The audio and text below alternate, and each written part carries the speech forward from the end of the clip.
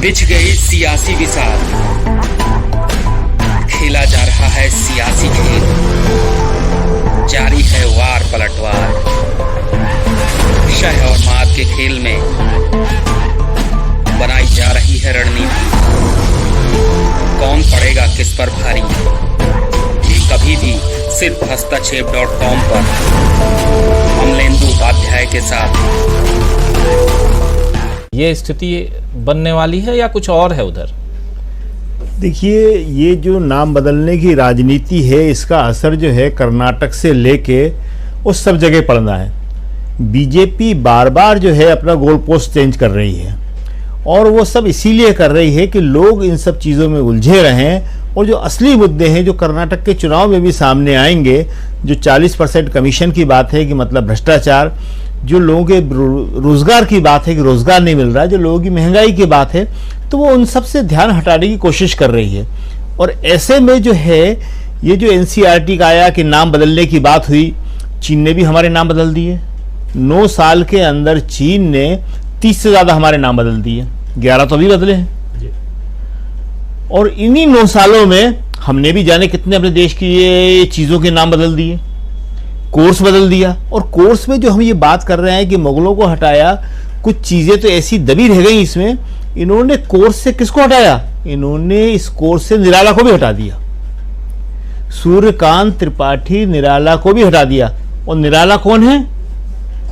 ये निराला वो हैं जो आज राम की बात ये सबसे ज्यादा करते हैं बीजेपी वाले, जिनकी सबसे प्रसिद्ध कविताओं में एक है राम की शक्ति पूजा। हिंदी की बहुत महत्वपूर्ण कविता मानी जाती है वो, और 300 से ज्यादा पंक्तियों की है, बहुत लंबी कविता है वो, लंबी कविताओं में उनका विशेष स्थान है वो।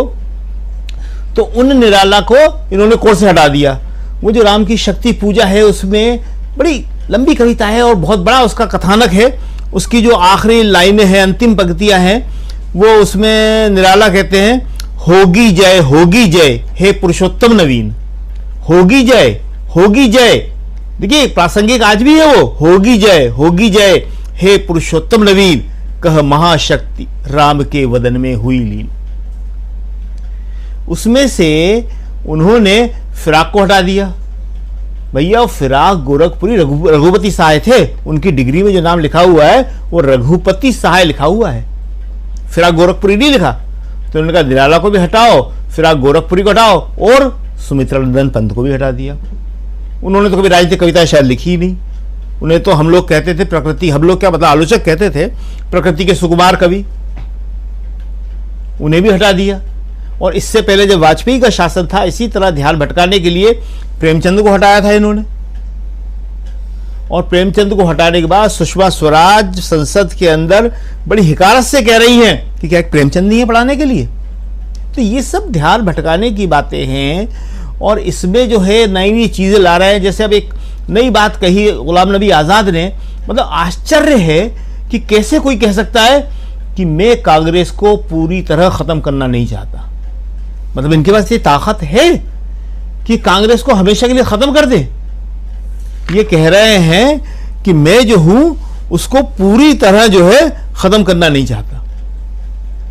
जो मोदी जी कह रहे थे कांग्रेस मुक्त भारत, उसको ही ये कह रहे हैं। तो कमाल की चीजें हो रही हैं ये सब, लेकिन इन सब से कुछ होगा नहीं। वास्तविकता ये है कि जनता की समझ में सारी चीजें आ रही हैं। राहुल की जो भारत जोड़ो यात्रा थी उसका बड़ा असर हुआ है, और उसके बाद राहुल लगातार दिख रहे हैं। अभी बीजेपी वाले सवाल कर रहे थे कि सब 3 मुख्यमंत्री क्यों गए? अरे भाई 3 है तो 3 ही जाएंगे। अब जो है चुनाव हो जाएंगे इस साल, 6 राज्यों में चुनाव हैं, और एक 7वां कश्मीर भी हो सकता है, तो हो सकता है बढ़ जाए तो 3 से ज्यादा जाएंगे। सवाल जो है सबसे बड़ा वो है कि लोगों के पास आज रोजगार नहीं है। महंगाई से ही बड़ा सवाल है ये। लोग कहते हैं कि अगर हमारे पास काम धंधा हो, कुछ आमदनी हो, तो महंगाई बर्दाश्त कर लेंगे। काम धंधा नहीं है, महंगाई है, चीन लगातार घुसपैठ करता चला जा रहा है, 20,000 वर्ग किलोमीटर, और हमारी जमीन के नाम बदल रहा है। ईटानगर के पास आके बदल गया वो नाम, और हम कह रहे हैं कि हम भी नाम बदल रहे हैं, तो वो हम लोग भी अपने नाम बदलते चले जा रहे हैं। कोर्स के नाम बदलते चले जा रहे हैं, कोर्स में नई नई चीजें लाते चले जा रहे हैं। गुलशन नंदा पढ़ाए जाएंगे, अब वेद प्रकाश शर्मा पढ़ाए जाएंगे, अब सुरेंद्र मोहन पाठक पढ़ाए जाएंगे। बढ़िया है। इन्हें लुगदी साहित्य कहते थे, पल्प लिटरेचर कहते थे अंग्रेजी में इसको।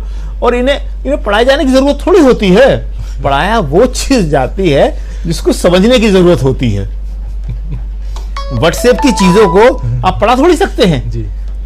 तो अभी बड़ी मतलब एबीसी जैसी बात करने की है और लंबी बहस हो जाएगी ये। लेकिन सवाल ये है कि अब आप गुलशन नंदा को पढ़िए।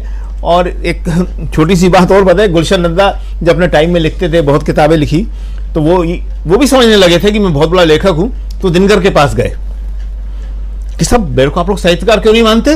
दिनकर ने उनसे मिलने से इनकार कर दिया। वो दिनकर थे, वो अपने तरीके के वीररस के कवि थे और थोड़े स्वभाव से भी वैसे ही थे।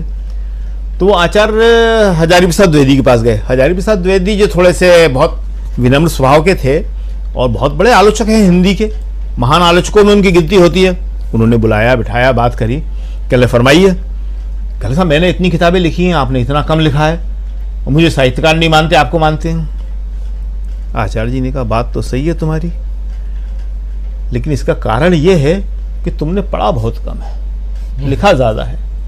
मैंने और दूसरे लोगों ने पढ़ा बहुत है, लिखा कम है, तो ये फर्क है।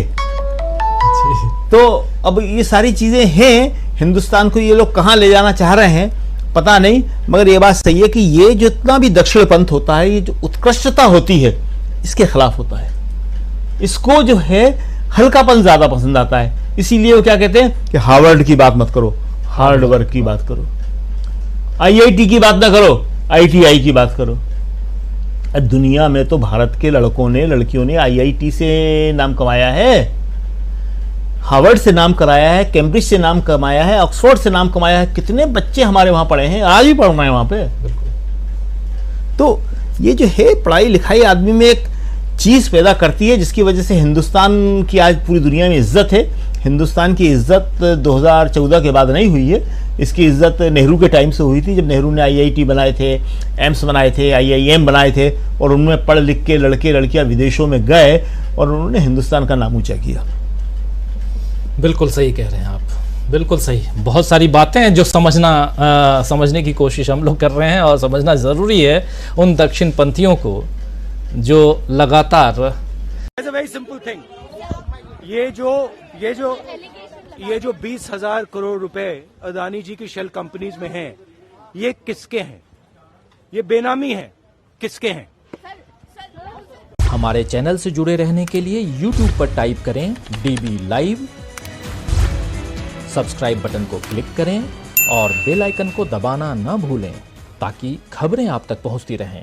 देखते रहिए DB लाइव, क्योंकि यहाँ हैं खबरें लगातार। हमारे चैनल से जुड़े रहने के लिए YouTube पर टाइप करें DB लाइव, सब्सक्राइब बटन को क्लिक करें और बेल आइकन को दबाना न भूलें ताकि खबरें आप तक पहुंचती रहें। देखते रहिए DB लाइव, क्योंकि यहाँ हैं खबरें लगातार। बिछ गई सियासी विसार, खेला जा रहा है सियासी खेल, जारी है वार पलटवार। शह और मात के खेल में बनाई जा रही है रणनीति, कौन पड़ेगा किस पर भारी, ये कभी भी सिर्फ hastachep.com पर अमलेंदु उपाध्याय के साथ।